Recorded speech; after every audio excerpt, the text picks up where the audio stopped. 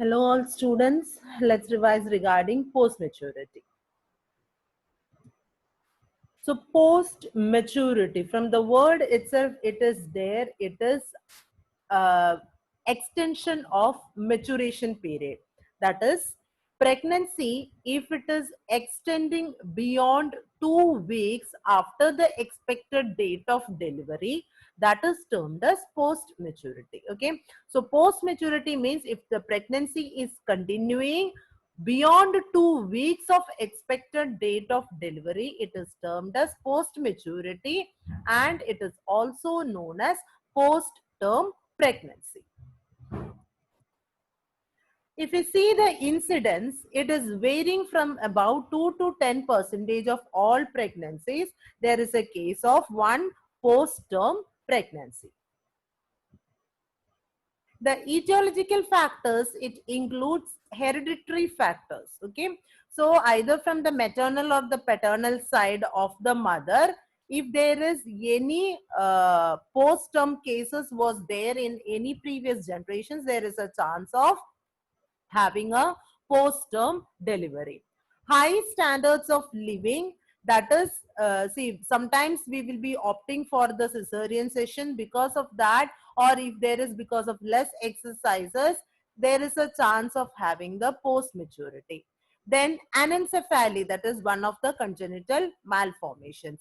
In case of elderly primigravida or elderly multipara, so elderly primigravida means all the mothers, those who are getting pregnant after 35 years of age, there is a chance of post-term pregnancy.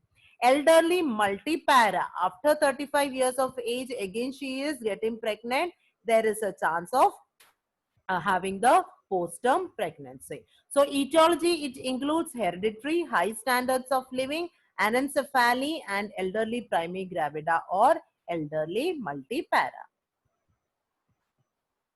How we can able to diagnose this case? From the menstrual history. Okay, so when we are collecting the history related to the last menstrual period, then we will be calculating the EDD, and we can able to find out that whether it is a case of post-term pregnancy or not from the menstrual history. It is nothing but we are just calculating the EDD with the help of the Nigel's rule. So Nigel's rule is first day of the EDD is equal to first day of the last menstrual period plus 9 months plus 7 days. So when we are calculating the EDD with the help of the Nigel's rule, with the help of the menstrual history, we can able to find out that whether it is a case of post-term pregnancy or not.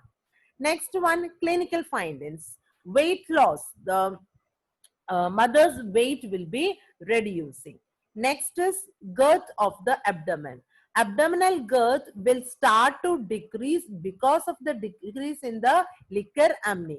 So once the abdominal girth is diminishing after the expected date of delivery, then we can able to suspect the case for the post-term pregnancy. History of false pain. So usually the mother will be having false pain, but it will be subsiding after some time and the pregnancy will be continuing. The pain will not have the intensity, increase in intensity.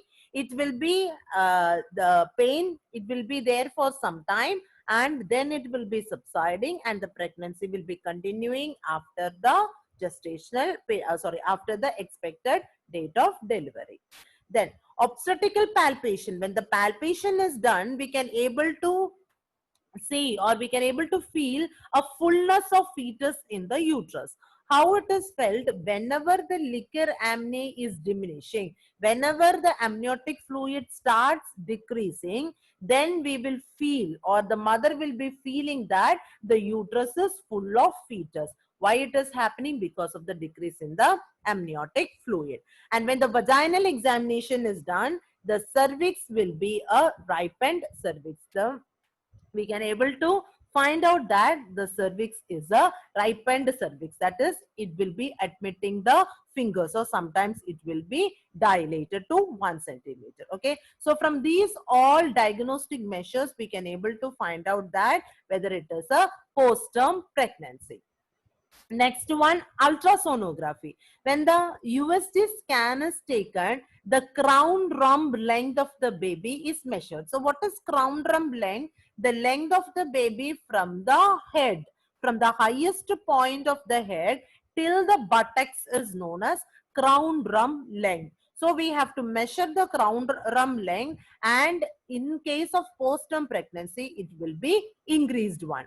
Then BPD, the bipolar diameter, the biparietal diameter, it will be increased if it is a case of postpartum pregnancy. So biparietal diameter, it is the distance between the two parietal eminence. So the distance between the two parietal eminence, that will also be increased in case of the postpartum pregnancy.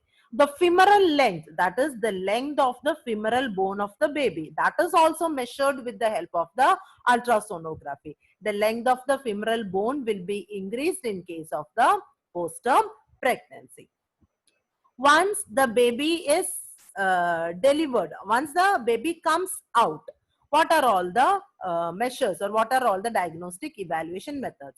When we observe the baby, the weight of the baby will be more than 4 kg. The length is 54 centimeter. Baby will be looking thin and old because the skin will be wrinkled. Because of that, the wrinkling of the skin will be giving the look of a old man. Then absence of vernix caseosa. Head will be hard. The head bones, it will be hard, and we can able to see that the nails are protruding out of the nail beds. So from these all, we can able to understand that the baby is a postpartum baby. Okay, so the weight of the baby, it will be more than 4 kg. Length is 54 centimeter. Baby looks thin and old. Absence of vernix caseosa. Head is hard and nails are protruding out of the nail beds. When we observe the amniotic fluid, scanty amniotic fluid, that is decreased amount of amniotic fluid, and sometimes it will be meconium stain, that is baby will be passing the stool inside the womb, so the amniotic fluid will be meconium stained. If we observe the placenta, we can able to see aging of placenta. How the aging is confirmed? Because with the help of the excessive calcification, we can able to see more deposits of calcium salts over the placenta. So whenever there is more deposit of calcium salt over the placenta, it indicates the aging of placenta. When we observe the cord, we can able to find out diminished quantity of Watson's jelly. So Watson's jelly, it is the protective jelly. It is the protective substance, gelatin substance, which is protecting the blood vessels inside the cord. And when we observe the cord, we can able to find out there is a diminished amount of Wharton's jelly inside the cord. So these all are the diagnostic measures by which we can able to find out whether the pregnancy is a postpartum pregnancy. So what are all the diagnostic measures? By calculating the EDD with the help of the Nigel's rule, by using the menstrual history, we will be finding out whether it is a postpartum pregnancy. Clinical findings, that is with the weight loss by measuring the abdominal girth, taking the history of the false pain, by doing the obstetric palpation, and by doing the vaginal examination. So abdominal girth, it will be decreasing. The mother may have the false pain, but pregnancy will be continuing. Palpation, the uterus will have the fullness of the fetus, or we can able to feel the fullness of fetus in the uterus, and cervix will be admitting the fingers in internal examination. Ultrasonography, when we are doing, the crown rump length, biparietal diameter, and the femoral length is increased. Once the baby is born, with the help of the observation of the baby, by observing the amniotic fluid, placenta, and cord, we can able to find out that whether the case is a post-maturity or not. Coming to the complications. So the fetal complications during the pregnancy includes fetal hypoxia. Once the placenta starts aging, so whenever there is an aging of placenta, the placental insufficiency will be there. That is, blood flow towards the placenta is not adequate, so the fetal may have decrease in the oxygen level. That is fetal hypoxia. Fetal distress, the baby may have the distress. During the labor, again, the baby may have the hypoxia.